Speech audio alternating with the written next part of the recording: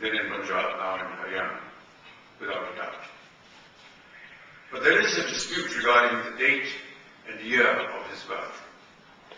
There is neither any birth certificate nor any other record about it, and the year could be 1949 or 1950. And his mother, Tara Devi, always told him that he was born 2 days after Dashera. Later, when he joined school in Sinor, near Patiala, his Mamaji or maternal uncle picked the 9th of March 1950 as his birth date and year. That stuck as the official date. Years later, around 1976, when he came to Bombay, Om decided to give himself a new birth date. He looked up the 2 days after Dashera. That year decided to keep 18th October as his birthday, and since then, that is the day he celebrates with friends and family. So at times he receives birthday cards twice a year. It took him so long to decide on a birthday because he never had the occasion to remember or celebrate it throughout his school and college years.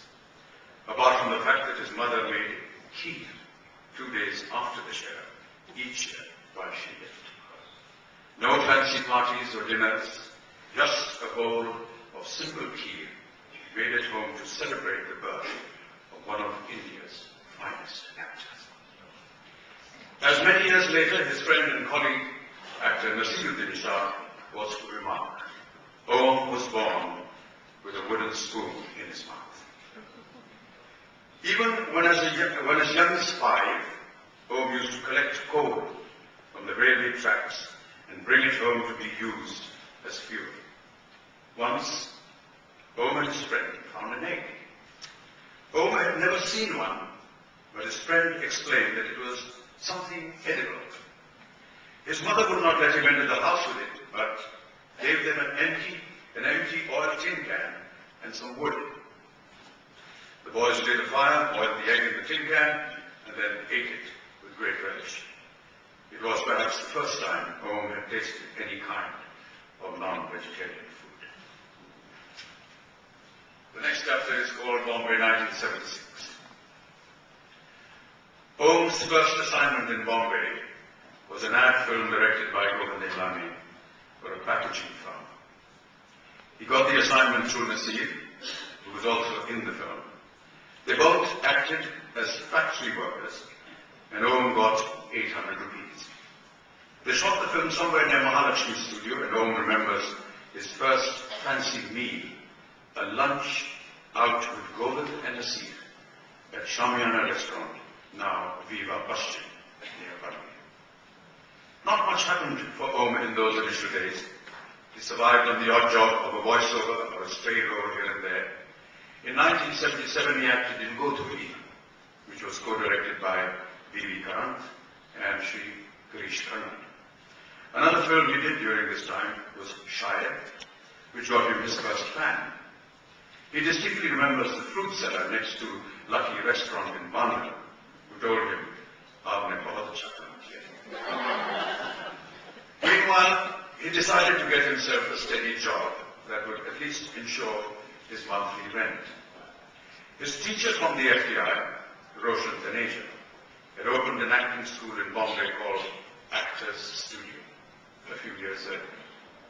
Om went to Taneja, who offered him to teach speech and movement on a salary of 800 rupees a month. Plus, he was paid extra for overtime. Om taught for a year, and amongst his brightest students in school were Anil Kapoor, Gulshan Grover, Mazhar Khan, Surinder Pal, and Madan Jain. Om remembers them as a bunch of enthusiastic young boys who would badger him with questions during the break.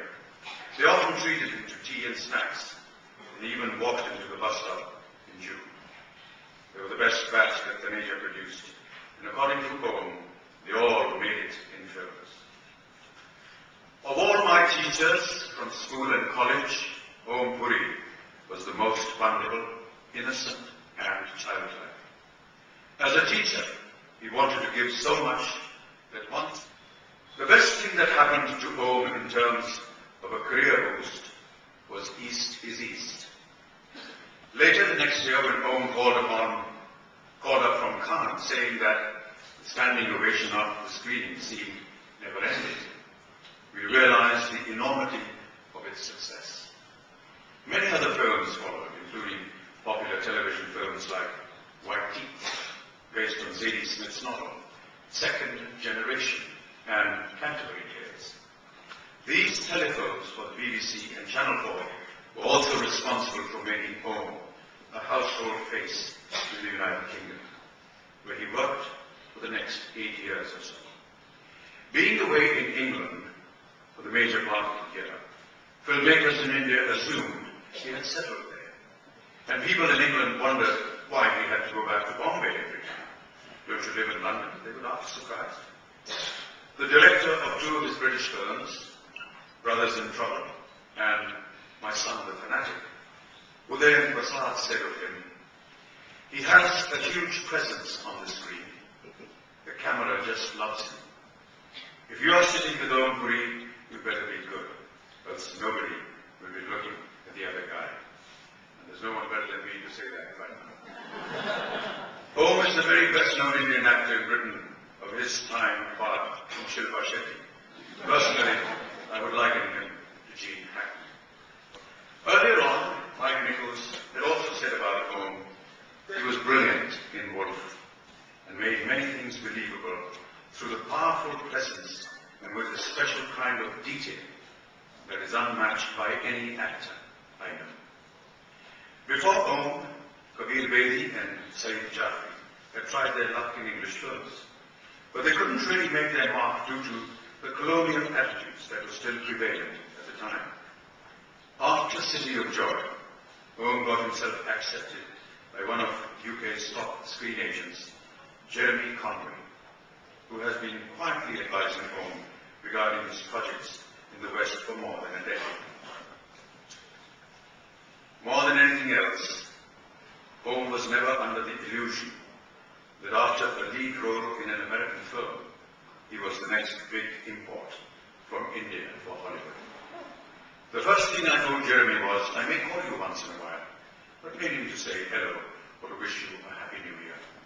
I will not push you to find me work. My acting shop is running well in India, so whatever I do abroad will be a bonus. It was this winning attitude which endeared me to Jeremy. In Jeremy's words, I am happy to be a part of Om's success story, having collaborated with him in shaping his career in the West. But the credit goes to him as he is an amazingly good actor. After seeing City of Joy, I felt he essayed the role so realistically. He hardly acted. He has an amazingly strong face, which gives his roles so much character. And as Leslie Woodward, producer of East is East, succinctly put it, I had heard of Om being described as the Robert De Niro of India. And that is a magnificent compliment. Really, Om Puri commands international respect in the sense that you can cast Om Puri and the film will get funded. Ladies and gentlemen, thank you very much.